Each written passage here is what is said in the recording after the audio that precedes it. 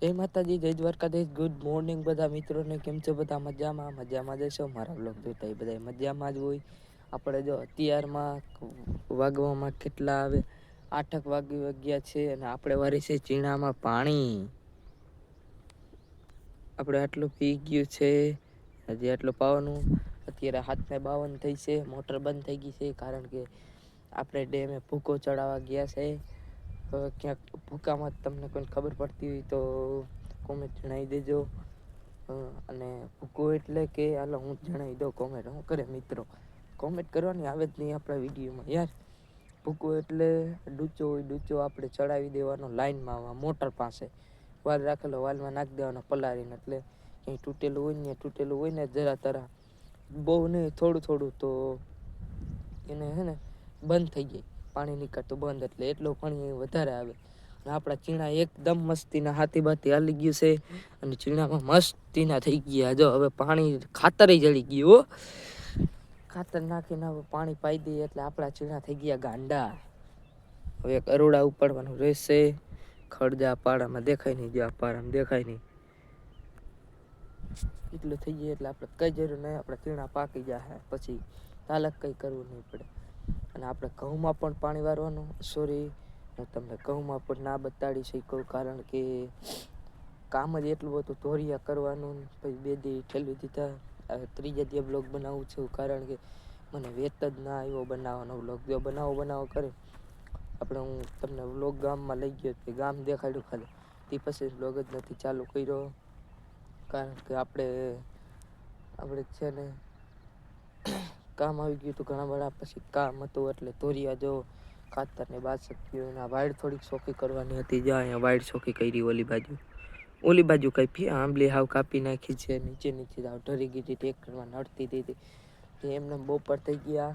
કાંટાવાળી લીંબુડી હતી કાપી. યાર કાંટા કેવા લાગે એટલે બ્લોગ ચાલુ કર્યો નહીં. એટલે પછી ઘઉંમાં બપોર થઈ ગયા. બપોરે જમી લીધું. કલાકે આરામ ખાઈને પછી આપણે ડાયરેક્ટ ધોરિયા કરવા માંડ્યા હતા. આપણે 3 ધોરિયા કર્યા. તો એ ધોરિયામાં વાર લાગી જાય ને એમને હાંજ પડી ગઈ. કે સાંજે કાંઈ બ્લોગ ચાલુ કર્યો નહોતો એટલે માફ કરજો એ બદલ. ઘઉંનો હું ના બતાડી શકું. આ બીજું પાણી વહેલું છે ત્યારે હું બ્લોગ ચાલુ કરીશ. કાંઈ વાંધો નહીં. આપણા મિત્રોને મોજ આવે એવું જ કરવાનું હોય. આપણે ઘઉંમાં પાણીમાં પણ ભૂલ બાકાજી બોલાવી દેવી છે. ને આપણે જો મોટર ઉપડું છે. આપણે પાણી જો પી ગયું છે.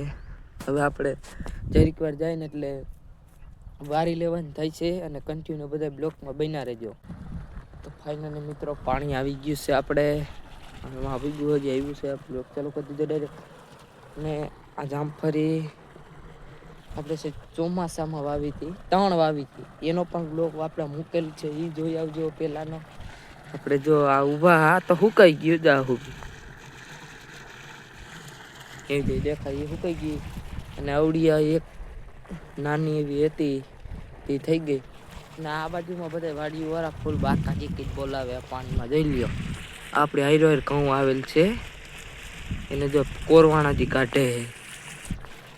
અને આપણે જો હમણાં ચીણા માલ છે. હમણાં ચીણા પી જાય એટલે ડાયરેક્ટ ઘઉંમાં.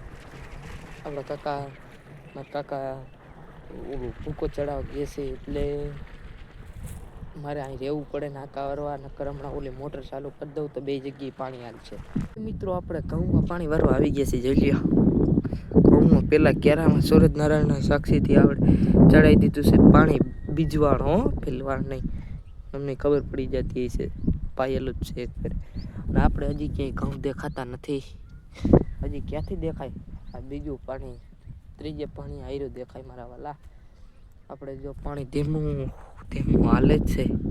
ધીમું એટલે હોય આવે હો. એમ તો આપણે 10 મિનિટમાં નાકું પોતી જાય. આપણે જો કઈ આગળ આવીને કોથરી ખોડી દીધી એટલે બેઠા હોય તો એ આપણને ખબર પડી ગઈ કે ના હાલો પાણી પૂગ ગયું, હાલો ફટાફટી નાકું વાર લેવાનું અને નાકામાં બોલાવી દેવાનું ફૂલ બાકાજી. કારણ કે હવે આપણે પાણી જ વારવાનું છે. આખા વારવાનું. આ ભાગ હમણાં ઓલું ચણા પી જાય એટલે આ ભાગમાં મારે વારવાનું છે. આ ભાગમાં મારા કાકાને વારવાનું છે. આ ભાગ કેવડો છે જોઈ લ્યો. આપણી તુવેર પણ ઊભી છે. તુવેરમાં આપણે સિંગું થઈ ગઈ. દાણા મસ્તીના થઈ ગયા. એના ખાવા હોય તુવેરના દાણા ખાવા આવી જાજો. શેકેલી તુવેર પણ ખવડાવશું. ભૂંડણા હવે બાકાજી કી બોલાવી દીધી હે ઘઉંમાં. હા એ તો બોલાવી દીધી બાકાજી કી. ભૂંડ કાંઈ નહીં થવા દઈએ યાર, ભૂંડ કાંઈ નહીં થવા દઈએ. ઓલા સળને ખોતરી નાખે, આય ખોતરી નાખે. તુવેરમાં તો અંદર ગયરું ના થાય, મારી નાખે એવડા આવડા. મારા જેવડા, મારા આ કડ જેવડા ભૂંડણા છે બાપા. ભૂંડનું શું કરવું?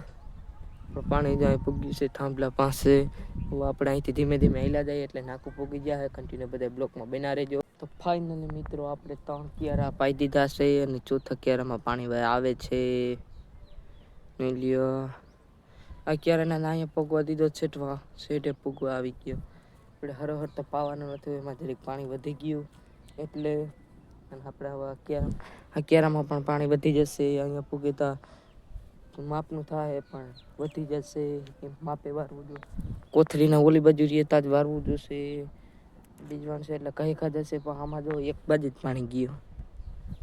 કારણ કે એમાં હોય એક સાઈડ આમ ઢોરો હોય એટલે એક સાઈડ વયું જાય. આપણે જો ઓલું નાખવું હવે હમણાં પૂગી જશે આવડવા. ઓલું પણ હમણાં અધૂરું છે. આ ક્યારો તમને એમ છે આ ક્યારો ભાઈએ કેમ મૂકી દીધું?